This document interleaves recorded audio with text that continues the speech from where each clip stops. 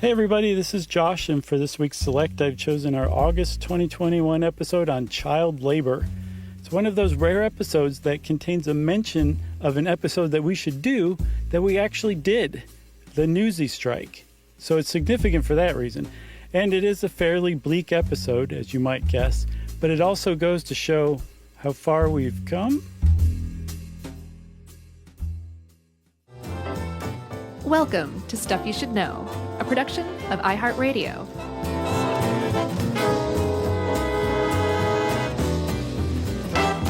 Hey, and welcome to the podcast. I'm Josh Clark, and there's Charles W. Chuck Bryant, and Jerry's out there hovering around in the digital weird audio ether. And this is Stuff You Should Know.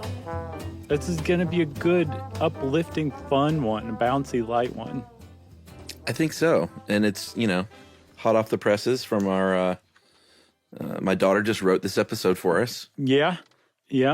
In record time, too. I was impressed. You didn't pay her, did you? No. Okay. But it's funny. I went to look up, I've talked before about, the fact that I started working when I was 13 at a barbecue restaurant. Uh-huh. And minimum wage when I started working was $3.35 an hour. Wow. How far we've come. Yeah, not far. They've doubled it in the past, 40 years. Isn't that nuts, dude? Yeah, and, we'll get to that, but I have a list of kind of where we ended up with minimum wage along the years. But, yeah, JJ's Barbecue, $3.35 an hour, baby. Wow. That's pretty great. My first job was even younger than that. I was like 9 or 10 when I was a paper boy. Yeah, I mean, I couldn't have made more than... Because it's not like I was working every night. I was working weekends. Mm-hmm. I probably made like less than $50 a week. But I mean, you're 13. What were you spending it on? 13 and like a good, clean Christian kid. You weren't spending that on anything. Archie Comics. It buys a lot of Archie Comics. Yeah, it does. Yes, it does. Although they have a lot of variations. So you could easily spend $50 a week on Archie Comics. Oh, back then, though, those things were cheap. I was living high on the hog at 13. So it sounds like it, man. So our buddy Dave helped us out with this one, Dave Ruse. And he makes a really good point that you and I sitting around talking about, you made $50 a week. I was a paper boy. Like whatever stresses and troubles that we ran into post 1970 something, as far as our first jobs go when we were younger, that does not qualify as child labor. That's not really what we're talking about here today. It's called a kid having a job. Exactly. It's called you just stop your griping right now, because there are actual kids out there who are like real deal child laborers who work in like dangerous conditions for little to no pay, who don't get to play, who may not socialize with other kids their age. They may live and work in a mining camp with nothing but adults and grown-ups. They would kill for, a JJ's Barbecue job, basically. Yeah, and this is a good time to be talking about that in particular, because this is 2021 is the International Year for the Elimination of Child Labor. Mm-hmm. And as you'll see throughout this episode, we've made a lot of strides here in the U.S., but like you said, it's not that way everywhere, and it should be. And I should say, it's probably a little off the mark to say that a child laborer would kill for a better job. They would probably kill to just not have to work at all in general and just to get to be a kid. And I think ultimately for people who are activists against child labor, that's the goal. Is to not like get better working conditions for 6-year-olds. It's to like just make 6-year-olds not have to work any longer. And we'll talk about how to solve that, how that International Year for the Elimination of Child Labor aims to do that. They have some pretty pragmatic ideas. And so hopefully this episode will have a nice bow on the end. But we're going to have to slog through some misery to get there, Chuck. Take it away. There's no better place to slog through misery than the founding of this country. Way back in the old days when the New World was new and settlers came over, and they very much believed in... Why did I think this was Ed? You said this is Dave? Yeah, I'm almost positive it was Dave. I thought it was Ed. It reads like a Dave to me, but oh man, if it's Ed, I'm sorry. Sorry to both of you. Well, sure. We need to get those guys together one day. I think the universe Or maybe we should would keep them far collapse. apart. Yeah, exactly. They might turn against us. Yeah, so they believe very much that the idol's hands were the devil's workshop, that old saying. And, this is one of those that was kind of hard for me to, let's just lop off, developing nations today, which is clearly awful. I found myself as an adult more and more with the cultural relativism thinking, like, obviously 5-year-olds shouldn't be working in factories. Mm-hmm. But when I read about like 12 and 13-year-olds working hard back then, I was kind of like, it's not great, but that's just kind of how it was at the time. If you had parents that were farmers, you're not going to, be just hanging out until your sweet 16th birthday, having a good time. You're going to be working from a pretty young age. And I found myself more and more thinking like, in certain situations, that wasn't the worst thing. But then you get to the Industrial Revolutions and, that's when things really got bad. But kind of early on, that's really what we were talking about was a lot of kids working on the farms, a lot of boys working on the farm, girls working in the house alongside their sisters and mom. And, this kind of started when they were about 13 years old. They were sort of expected to either go work and get a job and work full time or to become an apprentice, an unpaid apprentice, to work for food and board and training. And I think also, in addition to that Protestant work ethic of like just completely in the fabric of America that was just coming out in you, it's also this idea of like, what else are you going to do? It's not like you can sit around and play video games or watch TV or do almost anything else except just play outside. Yeah. But Chuck, I went back and looked to see if it was always this way. And apparently in medieval England, you played basically until you hit puberty. And then you started to get put to work. When you hit puberty at 4. Right. More like 14, but like there was like a childhood, and it seems to have been somewhat wiped out by that Protestant work ethic that the Puritans brought over. Or at the very least, it was set back a little more, age-wise, where you started working maybe a little sooner than you would have had you been in medieval England at the time. Right. I guess I'm just trying to draw a line between life in the 1640s and then life in 1938 when we eventually did something about it in the U.S. Yeah, no, totally. And there is an enormous distinction between that because it was like widespread, but it seemed like they were mostly working with their families, and it was just kind of the way that things were. That was how life was. But to try and like keep your family alive. It's not like they were trying to just all survive basically. Right, and that's actually the reason why it's still around in other parts of the world today. Yeah, it's not even necessarily like a work ethic where children should work because idle hands are the devil's playthings, like the Puritans thought. Instead, it's like this is an extra worker we can have go out and make money to keep the rest of the family alive. Yeah. We just don't have a choice in not doing that. And that's right. What drives it still today. Right. When the Industrial Revolution came around, and we're talking about basically cotton factories in a big, big way, there were a lot of little kids working there, and people like George Washington and Alexander Hamilton thought that was awesome. Mm-hmm. They did. And like, we're going to be skewered for even suggesting that Hamilton said this, but he did. He said that women and children in America would be, quote, rendered more useful by manufacturing establishments than they otherwise would be. And I think what he was saying is like, I'm not even going to paraphrase what he was saying. I think you can understand it on its face. Yeah, he's saying, well, they're not doing much use for us, these kids. And he's mainly talking about kids here who would otherwise be idle. This isn't Lin-Manuel Miranda saying this. We all love him. No, this isn't. He didn't say this in a charming rap. No, this is the real Alexander Hamilton. Right.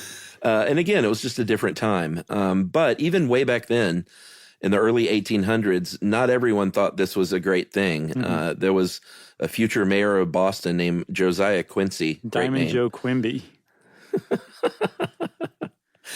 Who toured a cotton spinning factory, and they had, 4-year-olds working there all the way to 10, maybe 10, 12 hours a day for anywhere from 12 to 25 cents a day, not an hour. Right.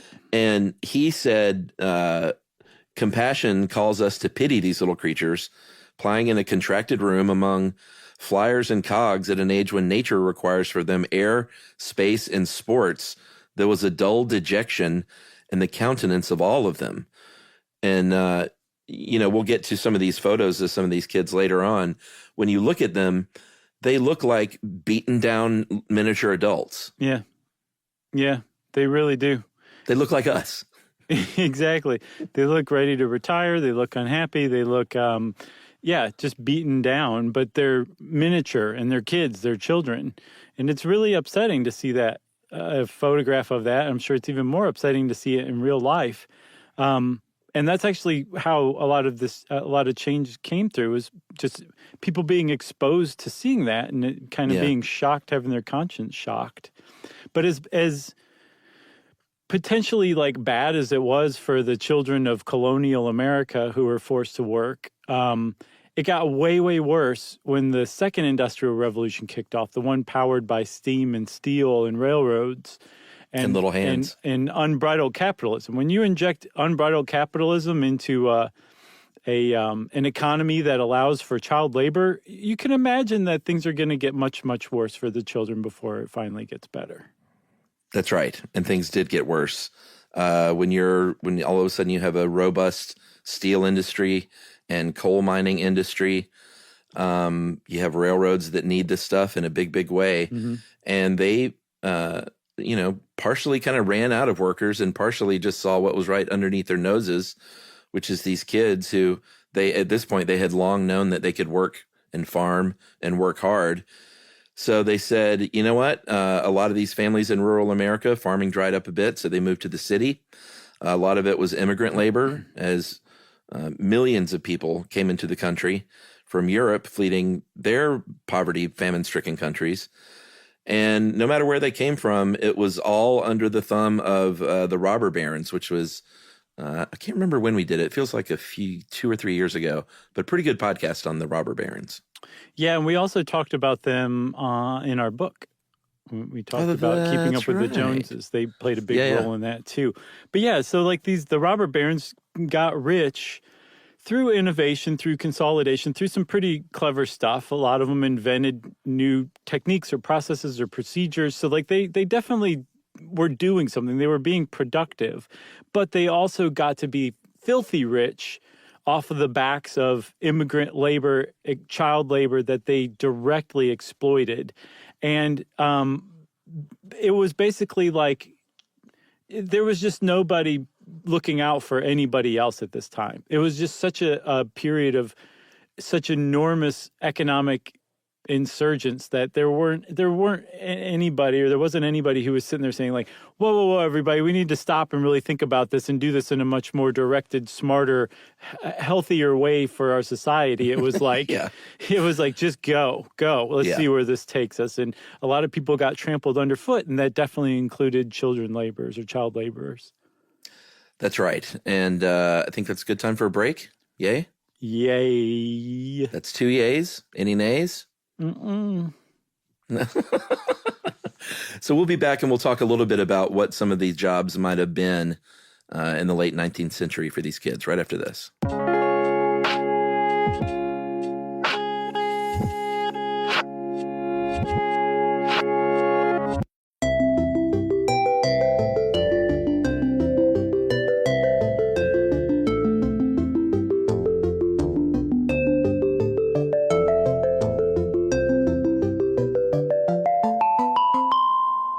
I wonder how many gallons of coffee everyone who has listened to this show since the beginning has heard me drink. I didn't even hear you drinking. Oh, you didn't? When I said I had a mouthful of cafe. Oh, interesting. I have no shirt on. Nice. That's awesome, man. You just true. topped mine. You said no, that's not true. I think you should have left it mysterious, Chuck, because there were a few people out there who were about to email and say, I was offended that Chuck said he wasn't wearing a shirt. Yeah. No, I put it on right before we recorded. I had it off. It's a little hot. I have I felt to like say, I needed to dress up, put the T-shirt back on. right? Are you wearing one of those tuxedo I T-shirts? am. Have you ever had one of those? Did you ever have one? No, I didn't. No, I didn't either. You didn't? You didn't wear them with your rainbow suspenders? No, that stuff was a little too cutesy even for me. Gotcha. Okay. What I'm gonna about the get you one of those? that looks like I would wear it? Okay. What about one that looks like a ripped like chest and abdomen? Have you ever worn a no. T-shirt like that? No, those are fun though I think for certain people. they're fun. They're also like really good at boosting your ego quietly. Sure. There's nothing like me looking in a mirror at my beer belly covered in spray painted abs. Right. It really works. The brain is so dumb that it falls for it every time. I can attest. All right. So we were going to talk about what some of these jobs might be, and it kind of really depended on where you were living.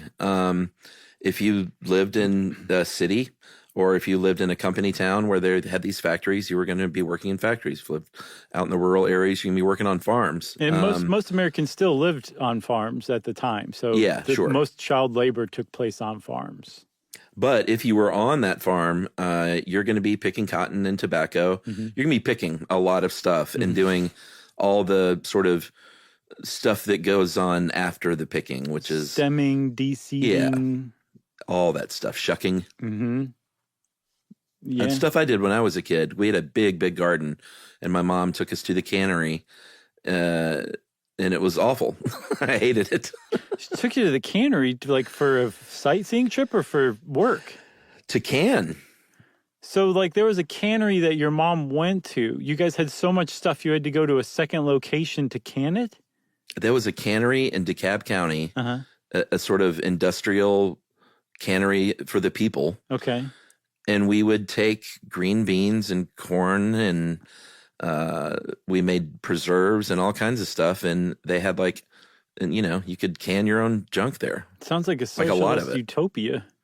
And we would, put Sharpie, beans on the can and Sharpie and put it in the pantry. Huh. That's really It was interesting. really interesting. I had no idea that there was a cannery in DeKalb County. Yeah, not too far from where I live now, actually. It's like 15 minutes away, probably. Do you shudder every time you pass it? I do a little, actually. I'll bet you I don't do. pass it much, but it's over near the dog pound where you can go adopt a dog. And so I think we adopted Nico there. And I drove by the cannery and just like, ugh. Yeah, I'll bet. It was hot. Well, you were lucky you weren't 5 or 6 and left there to work all day, every day, aren't you? Yes. You know? For almost no money. Yeah, pennies for a bucket of whatever you shucked or shelled or did whatever, peeled. Yeah, working at a cannery would probably not have been very fun. There were also furnace stoking jobs available, whether you wanted them or not. What else, Chuck? Well, kids did work in canneries. They also worked in textile mills. They had bobbin boys and bobbin girls. This one doesn't sound so bad to me, but I'm sure I'm missing something that makes it atrocious. Well, I mean, they would climb up on the machine and remove the bobbins, the full bobbins, and replace them with empty ones. So I don't think that was like the worst job in the world. But when you're doing that for 10 or 12 hours a day and you're 6, it's probably a bit of a buzzkill. Yeah. I have a problem inherently with child labor in general. I know what you mean. Not like having a job like you or I had first job. They got no problem with that. But any kind of child labor, even if it is kind of cush comparatively. No, I agree. That one wasn't terrible. It may have been dangerous, though. I don't know There's no how high way those bobbins were. Yeah, there's no way it wasn't dangerous. It had to have been dangerous. We're talking about the 19th century in industry. It was dangerous in some way. There was no OSHA. No one even knew what that was. If you did live in the city and did work around factories, you would do that. But there were also plenty of other jobs. You could deliver, essentially, they call them telegraph boys, sort of delivering, emails basically by hand to people all over town. You could shine shoes. You could sell newspapers like you did. I didn't stand on a street corner. I was in a newsie, which we'll talk a little more about newsies in a second. I was a delivery boy. And not a really great one either. I frequently overslept and was not good at delivering papers. My mom and my oldest sister would have to do my route once in a while. Was this a bike deal? Yes. Okay. the thing is like they also make you shake down the people for their delinquent subscriptions. So I was like a really? strong arm guy too for the Toledo Wow. Blade as well. I want my $2. Basically, that's exactly right. And that was right in my wheelhouse too. I was like, this hits a little too close to home for me to Right. laugh at that kid. You I know what that he's kid. going through. I've had to put my foot in somebody's door before to get their $2. Didn't ask for a dime. Yeah, I haven't seen that in a while. Oh, that was a good movie. Yeah. Classic. Yeah. If you lived in the mountains of Appalachia, you might have been a breaker boy or a mule handler. And breaker boys will get, I guess we can go ahead and tell everyone what that is. Sure. You would sit around and break apart lumps of coal into uniform pieces all day long. Yep. And break dance on your breaks. Yeah, breaker boys. But that was it. And they wouldn't let you wear gloves while you were a breaker boy too, because they're like, no, you can't break these things as uniformly if you wear gloves, you stupid kid. So Yeah. you have to basically absorb all of this coal dust into your skin, get all sorts of little cuts and calluses and all that by the time you're 6, 7, 8. And just do this. This is your life now. Welcome to Pennsylvania. Right. Then let's say you managed to escape all forms of formal jobs. Your parents, they didn't make you go to the factory. You did live in the city, so you didn't have to work on a farm. Mm-hmm. And you might think you just had it made in the shade.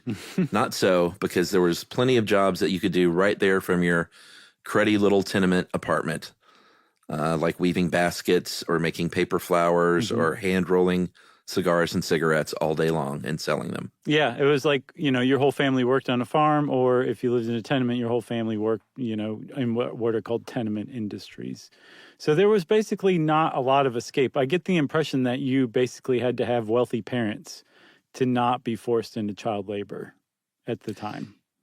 Yeah, and I might have mentioned this once before. My mom did a thing for a little while where we would make money doing like stuffing envelopes. Mm-hmm. Did you remember that stuff? I do. And I don't even remember what it was for. I think guess it they were was for like- companies. Okay. I want to say Easter seals had people do that too, but I'm sure they didn't pay. They're No, we got notoriously paid. cheap. So this would be like a company that would have like a packet they would send out that had like 5 things in it. I gotcha. And we would be responsible for getting all that stuff in huge boxes, assembling it all into the envelopes that they could mail. And we would get paid as a family to do that. That's cute. That's super late 70s, early 80s. Like I can see your mom Oh, yeah. talking on the princess phone, making all the arrangements for them to ship that to her and Yeah. getting the instructions, and then hanging up, and that 50-foot long cord just kind of coils up on its own quietly on the floor. Yeah, and I didn't mind that so much because I made a little money, and that's something I could do while I watched television, Yeah, totally. Totally. which is the perfect job, as we all know. Yeah, not exactly a high pressure job, it sounds like. I wouldn't even know if that qualifies as a tenement industry, to tell you the truth. No, not in the 1970s. No. You had a lot of jobs, though, as a kid. Good for you. That I always wanted my own money. Protestant work ethic shining through like a city upon a hill. Should we talk Newsies? Yeah, we should. And I think also the Newsy strike that we're going to mention deserves its own episode, at least I short totally stuff, agree. if not Yeah. its own episode. Okay, so yeah, let's just not talk about Newsies. No. No, I thought the same thing. And the more I got into the strike, I was like, this is just too much. We got to do something. Yeah. But the idea was that little boys would buy a stack of newspapers wholesale for about 50 cents per 100. Girls too. I saw girls that did it too. Oh, girls did it too? Mhm. All right. And they sold them for a penny a piece. So they would make half a penny per paper, selling in the big cities, especially New York City, of course. Mhm. And then eventually in 1899, they did go on strike. And it was a big deal. It kind of it didn't grind them to a complete halt, but it really disrupted their flow in getting newspapers into the hands of people. Dude, their sales over this 2-week strike went down 2/3. Yeah. Like they brought Pulitzer, and Hearst to their knees. Basically, these Newsies did, and they got some concessions too. Yeah, and I think the deal is that morning subscribers were generally subscribers, or the morning paper was generally for subscribers, but it was that afternoon paper, that second edition, that the Newsies really raked it in on because most people didn't subscribe to that. Right. And so they really weren't selling any second editions hardly. And the one big concession they got, which was huge, was they got them to agree to full buybacks on unsold papers, which is a really, really big deal.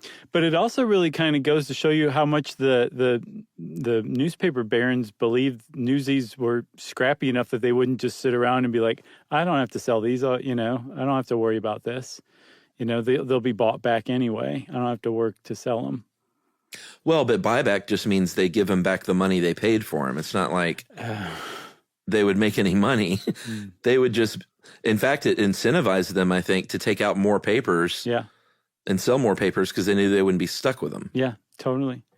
We'll probably edit that part out. So one of the things you mentioned was making cigars, like in your family's one-room apartment in, say, New York or something like that, right?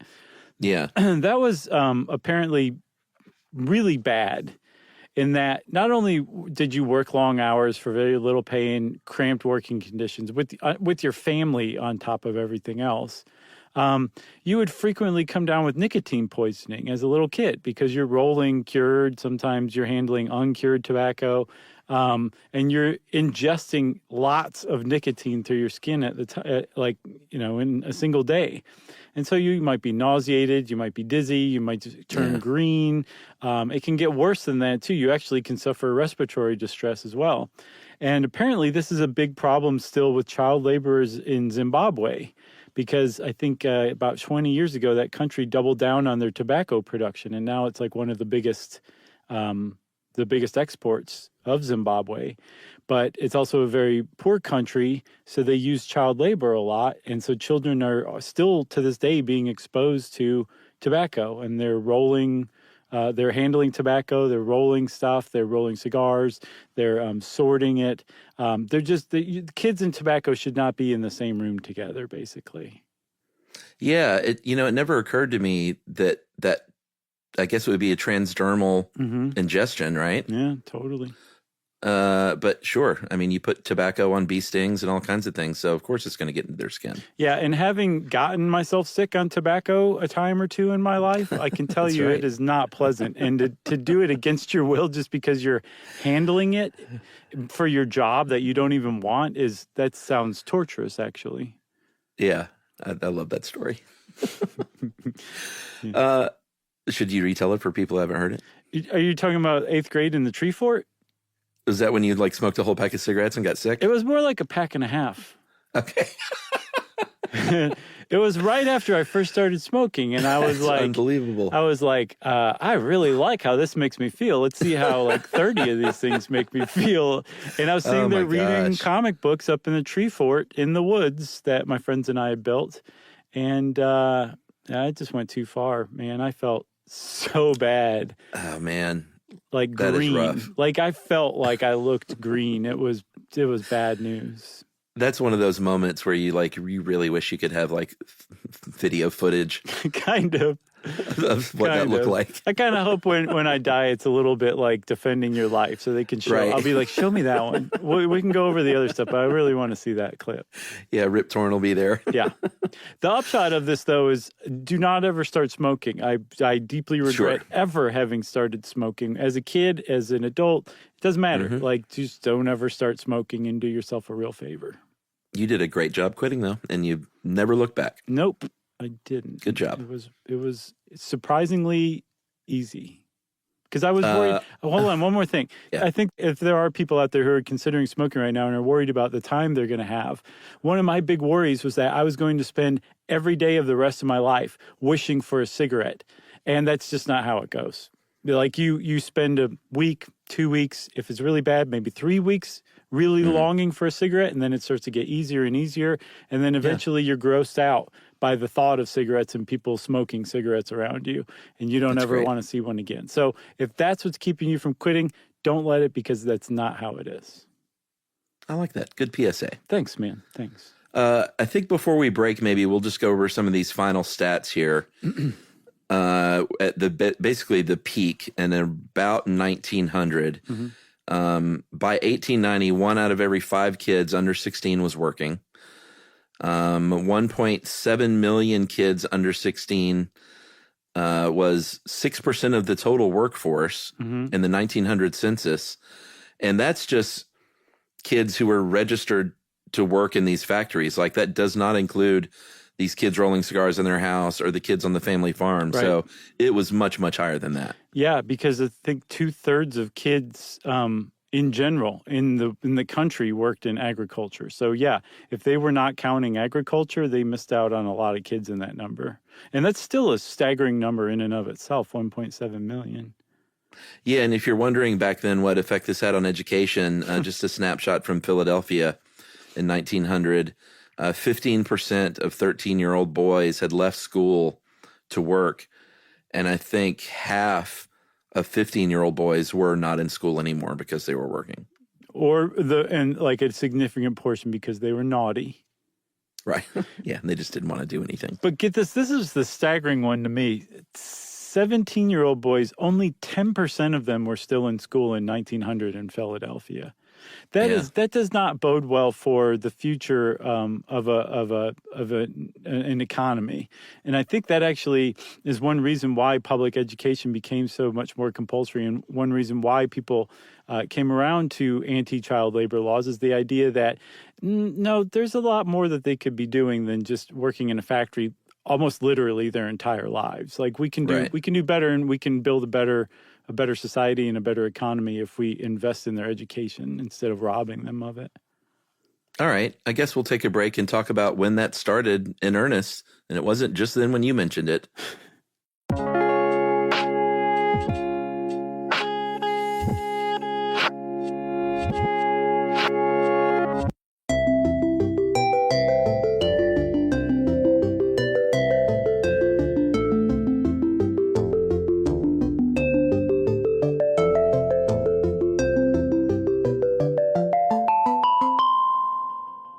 So, Chuck, Yes. it turns out that the progressive era is one of my favorite eras. Or I should say the people from the progressive era are some of my favorite people, like Frances Perkins. Agreed. Although she was a second or third wave progressive reformer, but she was inspired by some of these earlier ones who were working on things like fair wages, like a minimum wage, minimum or maximum work days or working hours. And then they also trained their sights on things like ending child labor, or at the very least, really restricting the amount of work a kid could do, especially in regards to them being in school too. The idea was to put school first. And then if the kid had the wherewithal or their parents really needed the money or something like that, they could let them work in addition to school, but the school needed to come first. And this is really radical. I mean, it seems radical. We had kids rolling cigars in their one-room apartment in New York their whole lives. And now all of a sudden some people are coming up to me like, no. Kids should be in school and then maybe working, preferably not working. So how do we make that happen? Yeah, it was a very big deal. And most of these, or a lot of them, were women, people like Jane Addams and Julia Lathrop and Lillian Ward. Anti-poverty measures. And this is stuff that, they would also go on to champion women's rights in the workforce and women's rights to vote. So it was, the whole progressive movement was kind of tied up in all these, radical ideas about, being fair and good, decent human beings. Right, yeah. Radical stuff. So here's the problem is you've got these robber barons and these factory owners and then these industrialists who are like, wait a minute, we got a good deal going because we don't have to pay these kids much. They're probably not going to unionize. Like the Newsies thing was definitely an anomaly. Yeah. That didn't happen much. And he said, they were like, we got a good thing going. And so we're going to lobby against this as hard as we can. But surely they were unsuccessful, right? No, they were successful. They did. They blocked a lot of legislation early on for this kind of regulation. Federally, states, it kind of depends on where it was, but states did establish child labor commissions, and some states had some minimum ages, minimum or maximum hours, and minimum wages. It was they were sparse. I couldn't find what states passed it, but for the most part, there was for the most part though there was a lot of pushback and enough pushback among the states, the residents of the states, that not a lot got passed. So there was that progressive movement that started, say, in like the 1890s. And it basically, like any progressive movement, it ran full steam ahead, hit a huge wall of industry, and then had to slowly just keep pushing and pushing and chugging and keeping at it for a few decades before it was successful. And one of the ways that it became successful, or the way that it kept pushing at it after it hit that wall of industry, is a group called the National Child Labor Committee formed. And I think they formed back in 1904. And they became a lobbying group to lobby against the lobbying against child labor laws that ended child labor. Yeah. And they had a pretty smart way to get attention. And that was in hiring a photographer named Lewis Hine to go around and sneakily document what was going on with his camera. Yeah. He worked as a sociologist and a teacher, and then later became a photographer, or was also a photographer. And I think he himself was a kid who was working 12, 13-hour days. So he was like, let me start taking pictures of these kids. And maybe because, that's worth 1,000 words, they say. At least. And he took 5,000. Yeah. So that means that he took 50,000 words. No. 5,000? I'm just kidding. 500? No, I know. I'm just trying to undermine your confidence in your math. It was totally wrong. It was purposefully wrong, though. Let me just do that real quick. Carry the one. He took 5 million words.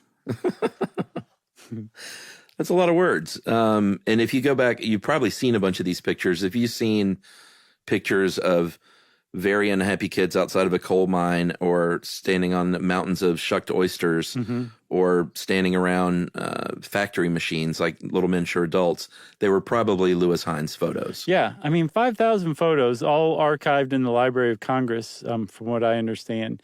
And he had like a really great eye to begin with. Man. So like they're really so great good. photographs in and of themselves. But, you don't have to sit there and try to really contemplate it. It just hits you immediately what you're looking at and how sad what you're looking at is.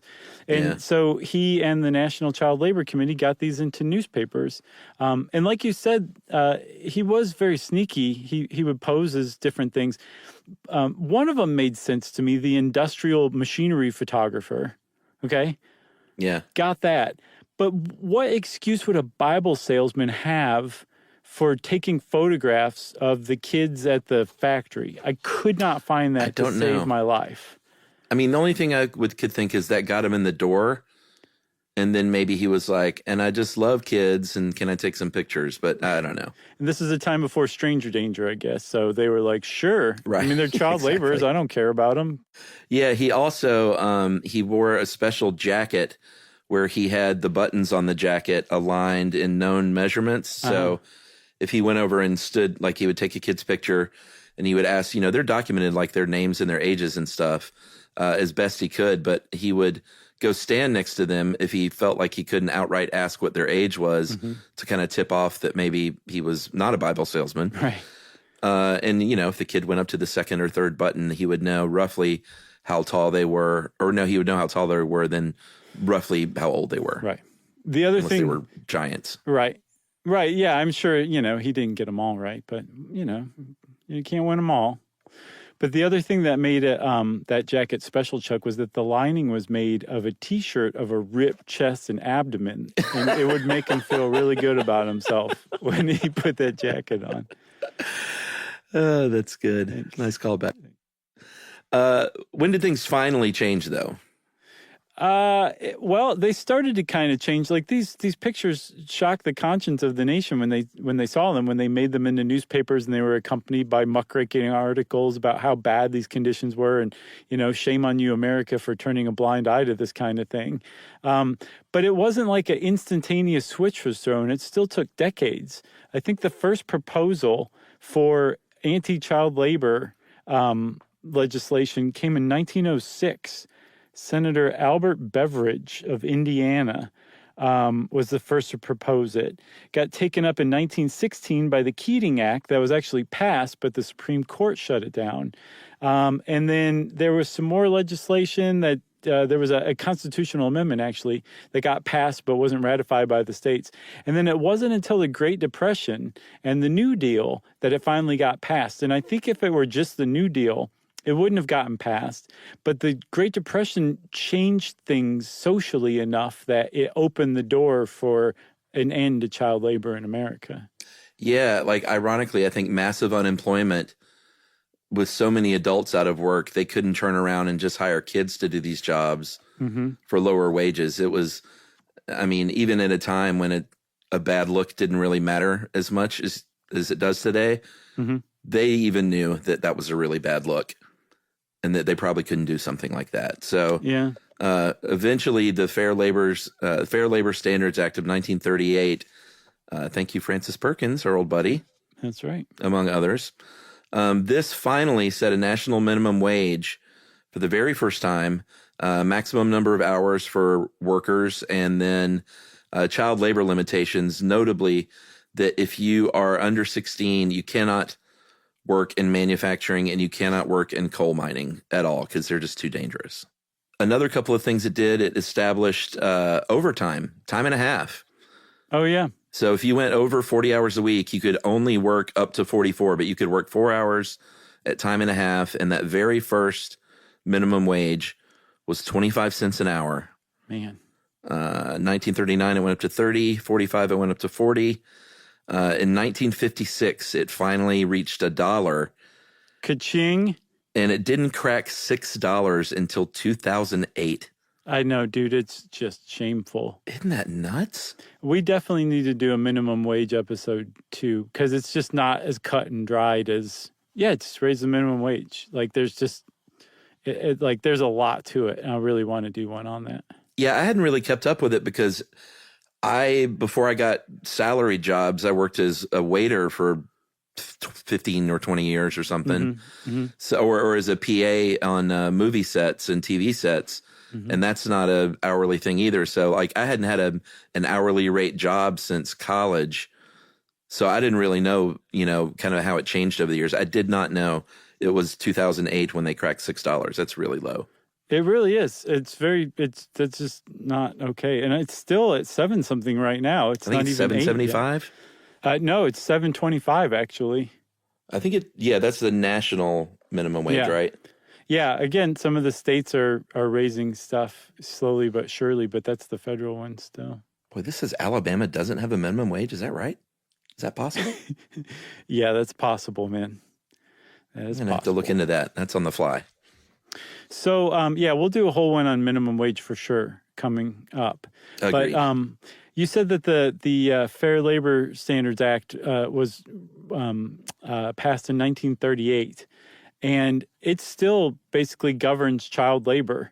And one of the things that it does, Chuck, is it divides child labor into agricultural and non-agricultural jobs.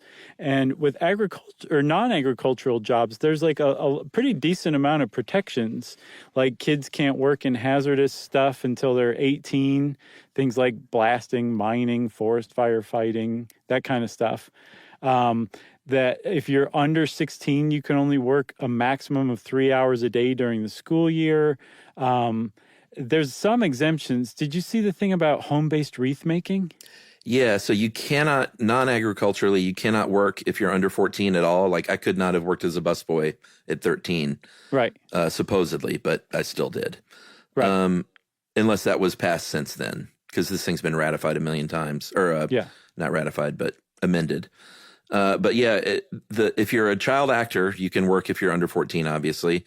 If you're a newsie, you can still deliver newspapers if you're under 14. And home-based wreath makers. Dude. So weird.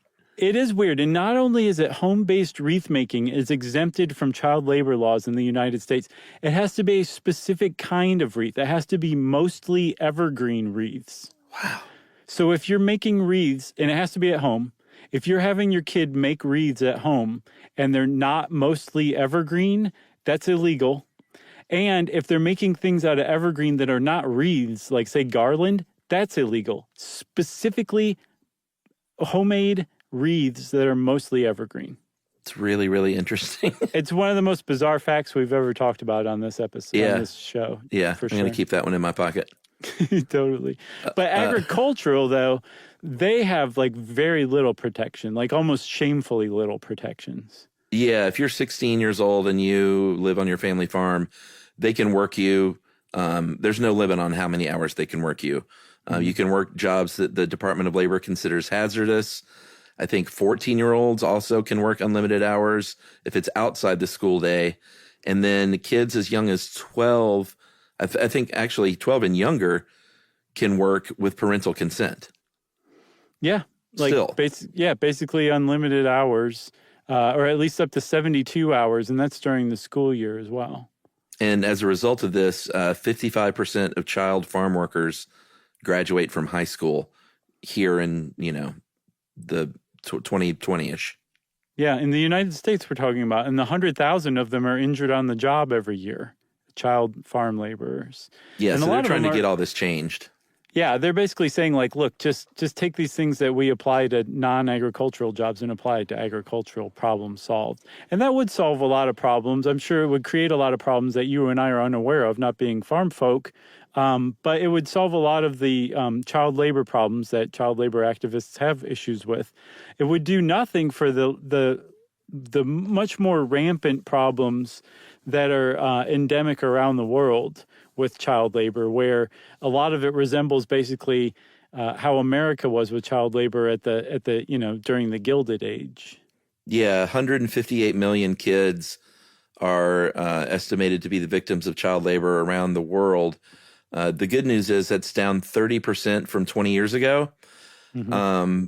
But the bad news is that's a lot of kids. And I think 71% of those are in agriculture, harvesting, fishing, herding, stuff like that. But there are a lot of kids around the world that still like work in coal mines. Yeah.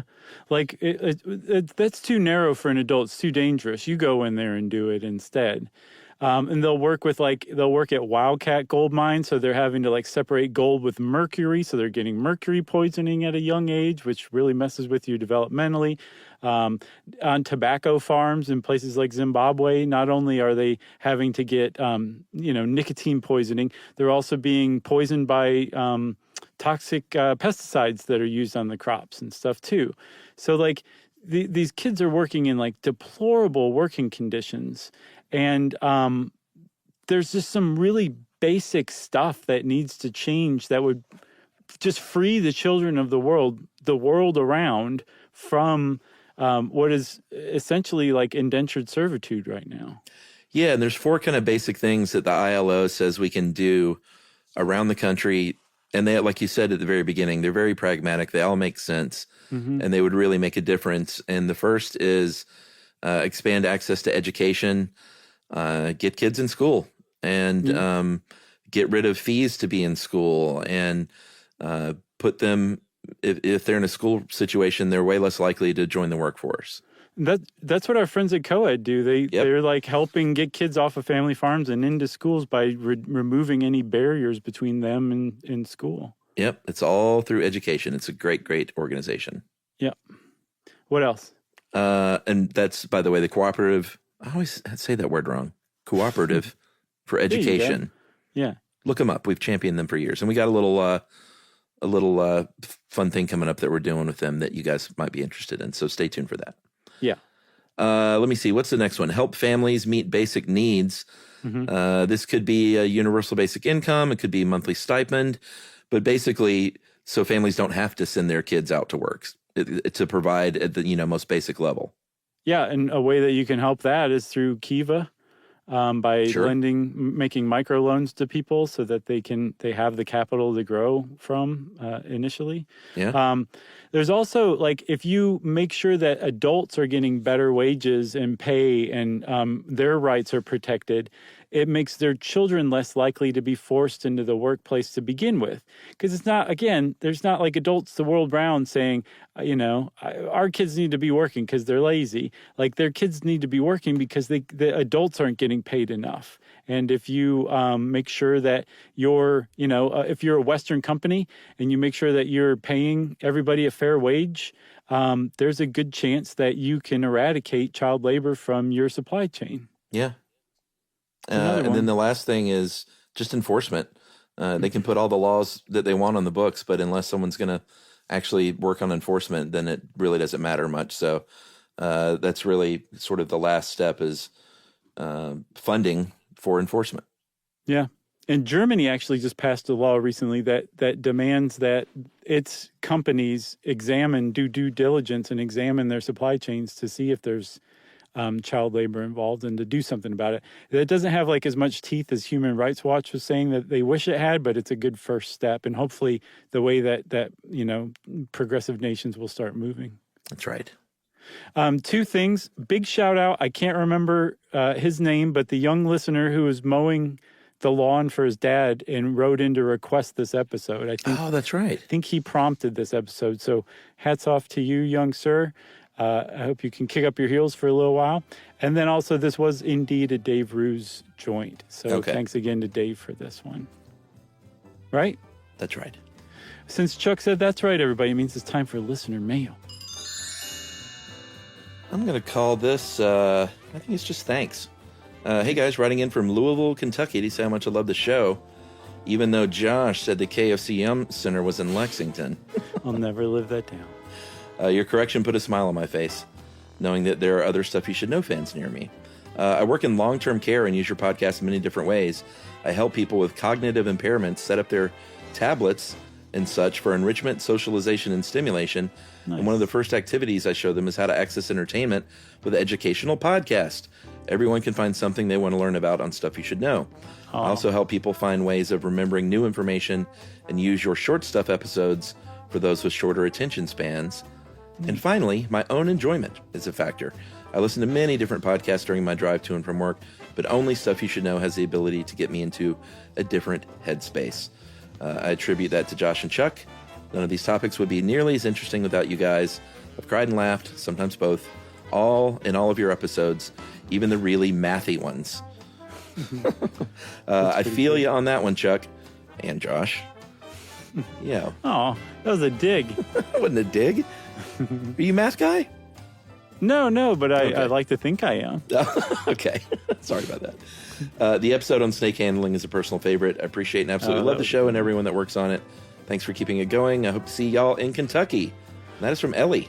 Well, thanks again, Ellie. And if you want to get in touch with us like Ellie did, you can write us an email. Send it off to stuffpodcast@iheartradio.com.